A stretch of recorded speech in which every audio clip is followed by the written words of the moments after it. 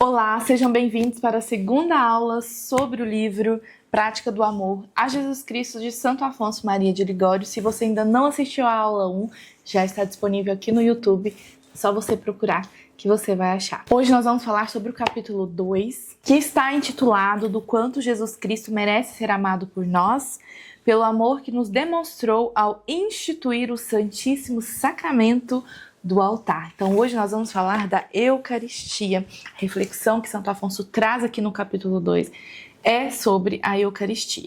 Então no primeiro capítulo eu falei o quanto Deus nos amou, Cristo nos amou, que Ele deu a si mesmo numa cruz por nós, e o quanto nós devemos amar a paixão de Cristo, e quanto nós deveríamos, ao olhar um crucifixo, a olhar a imagem de Jesus ali crucificado, a Sagrada Face, nós deveríamos nos compadecer e explodir de tanto amor, mas Ele deu-se fisicamente ali naquele momento por nós, que consumou de uma vez por todas os nossos pecados, a culpa do pecado, mas Ele nos amou ao extremo. Mas quando eu digo ao extremo, foi ao extremo mesmo. Ele amou tanto nós, que Ele não se contentou em simplesmente morrer na cruz e depois ressuscitar 3 dias depois. Não, Ele deixou para nós o Santíssimo Sacramento.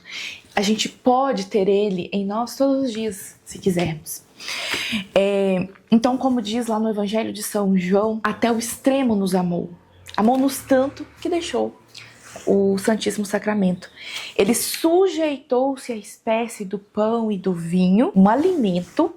Ele se sujeitou a ser transformado num alimento, um alimento simples, que é pão e vinho. Um alimento simples, abundante, barato, para que todos tivessem acesso a ele. Gente, se isso não for amor, o que é isso? O que é isso? Porque, nós não faríamos isso. Obviamente, só Deus tem capacidade de fazer isso. Mas, às vezes, até, como que eu posso dizer? Ultrapassa o nosso intelecto, entender que além dele ter morrido numa cruz por um monte de gente, pelo mundo inteiro, ele ressuscitou. E ele ainda se sujeitou a ser transformado em alimento por nós. E não é qualquer alimento, é um pão. É um alimento barato, acessível, comum, abundante.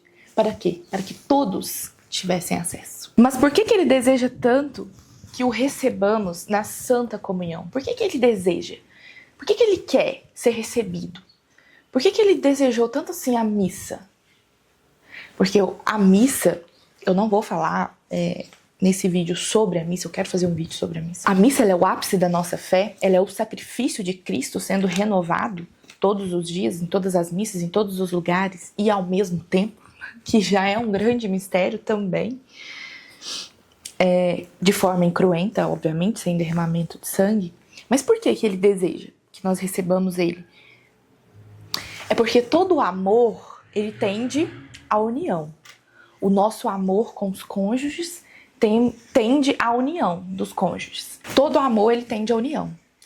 E como é que nós podemos demonstrar amor por Cristo e unindo a ele de forma, literal?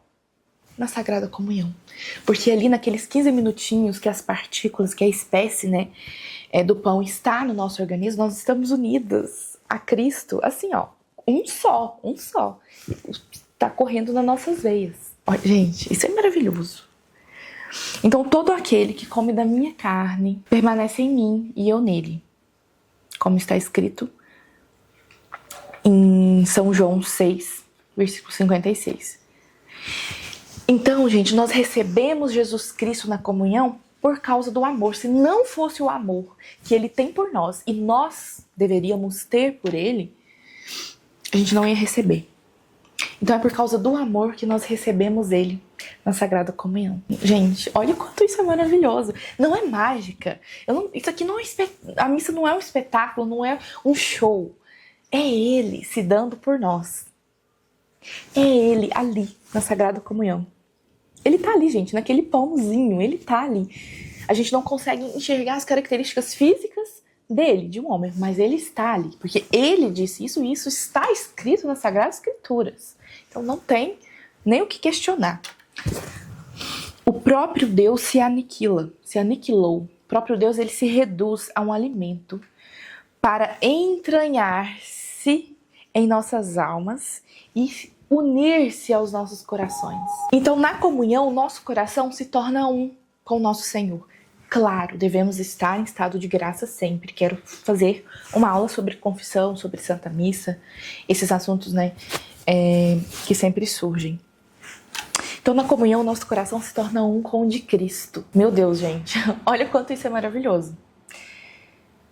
Ele nos amou tanto que ele deixou a sagrada comunhão para nós.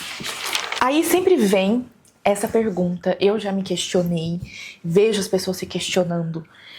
Mas eu não sou digno de receber Jesus. Mas quem é que disse que nós comungamos por dignidade? Nós não comungamos por dignidade, mas por disposição conveniente. Por amor. Nós comungamos por amor e não porque somos dignos. Não somos e nem seremos. Mas é por conveniência, por causa do amor. Ele nos amou tanto que deixou o Santíssimo Sacramento. Ah, eu não sou digna de receber. Cara, ele já morreu na cruz por você. Você não era digno e ele já morreu, já aconteceu. Aí agora você vai dizer que você não é digna de receber a Sagrada Comunhão? Não é mesmo. Mas por amor a gente faz isso, porque ele morreu por amor e deixou o sacramento por amor. Então por amor a gente vai receber ele. Deus, ele se agrada muito dos nossos jejuns, das nossas orações, das nossas esmolas, né, das nossas benfeitorias. Ele se agrada muito disso, portanto que nos instrui a isso. Mas nada disso tiramos tanto proveito para a nossa alma quanto comungar em estado de graça. Claro, a gente só comunga em estado de graça. Mas todas as caridades que a gente fizer, todos os jejuns, todas as orações, todos os rosários, nada disso tiramos tanto proveito quanto receber a Sagrada Comunhão. É claro que de tudo isso a gente tira proveito, porque depois da Santa Missa temos o Santo Rosário, que tiramos muito proveito. Mas receber o próprio Cristo, não tem nada que se compara a isso. Não tem oração que se compara a isso. Não tem caridade que a gente faz que se compara a ter o próprio Cristo no corpo. A se unir com ele, literalmente, ali por aqueles minutos. Não tem nada. Pelo mistério da cruz, ele nos libertou da potestade do pecado. E pelo sacramento da Eucaristia, ele liberta-nos da potestade do ato pecaminoso. A diferença de pecado e ato pecaminoso é muito sutil, mas existe uma diferença importante aí, que eu vou falar para vocês. O pecado é quando a pessoa consente livremente em algo que ofende a Deus. Envolve matéria, né? Ou seja, o ato errado. A matéria é a coisa errada que a gente está fazendo. A plena consciência e o pleno consentimento. Isso é o pecado. O que é o ato pecaminoso? É a ação externa ou interna que tem a natureza do pecado, mas que só se torna pecado de verdade se há consciência e vontade. Vocês conseguiram perceber a diferença? Deixa eu dar um exemplo. Um pensamento impuro que surge, de repente, o pensamento impuro, ele é um ato pecaminoso. Mas ele não é considerado pecado se a pessoa rejeitou aquilo ou nem chegou a praticar. Ela só pensou. Mas eu não cheguei a praticar e rejeitei. Então é um ato pecaminoso, mas não é pecado porque não teve ali o consentimento e nem consciência. Vocês conseguiram entender? Então, a cruz, ela nos libertou da potestade do pecado. E a Eucaristia, ela nos livra do ato pecaminoso. E ser frequente na Eucaristia nos livra, né? A gente tem maior disposição de chegar à tentação. Tipo assim, quando a gente reza, né, o Pai Nosso, não nos deixeis cair em tentação, é pra gente nem chegar à tentação. Não é para não pecar, é para nem chegar à tentação. Então a Eucaristia, ela nos nutre, né? Ela fortalece tanto a nossa alma que ela é um impeditivo da gente pelo menos pensar em pecar. Ela impede. Claro, gente, não é fácil isso. Não tô falando que é fácil, comungou, não vou nem pensar em pecar. Não é assim. A gente sabe que não é assim. Mas quando a gente tem a disposição, né, legal, de comungar e não pecar mais, aquela comunhão ela vai nos fortalecendo. Sempre em estado de graça. Sempre, sempre. Um exemplo é Santa Rosa de Lima. Ela, quando comungava, gente, ela emitia luz pelo rosto. O rosto dela brilhava. Olha isso, gente. É claro que ela é uma santa, né? E santos vivem coisas extraordinárias que pessoas comuns não vivem.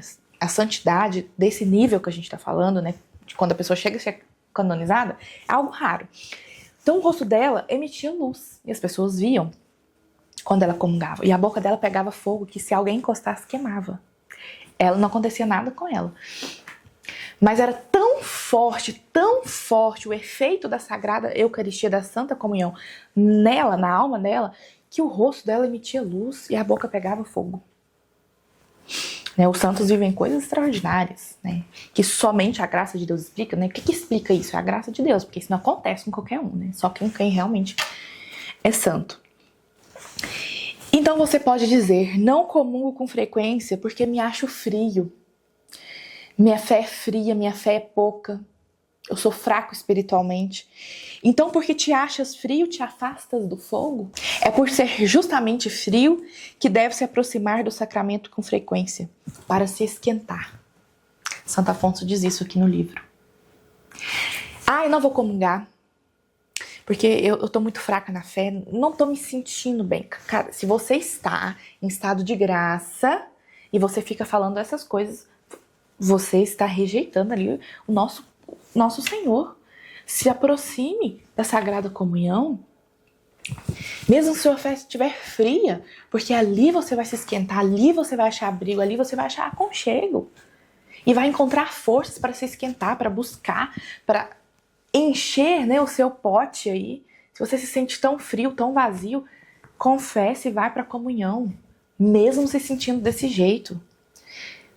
E tenha disposição de mudar, de fazer diferente. E tenha fé que a sua vida vai mudar. Que você está se aproximando do fogo. Do fogo bom, né? Não é do fogo do inferno. Você está se aproximando de Cristo, que vai te acalentar. E que vai te dar forças para que você possa, né, a ter esse... sair da tibieza espiritual, né? Então no capítulo 2 ele traz a importância da Sagrada Comunhão. E é isso que eu vim trazer aqui para vocês. Espero que eu tenha ajudado de alguma forma, né? Ou espero que tenha ajudado de alguma maneira com esses vídeos, porque realmente me deu vontade de gravar esses vídeos sobre esse livro, porque ele tem transformado muito minha vida e eu quero deixar isso aqui registrado, não só para vocês, mas para mim também. Muito obrigada e até o próximo vídeo.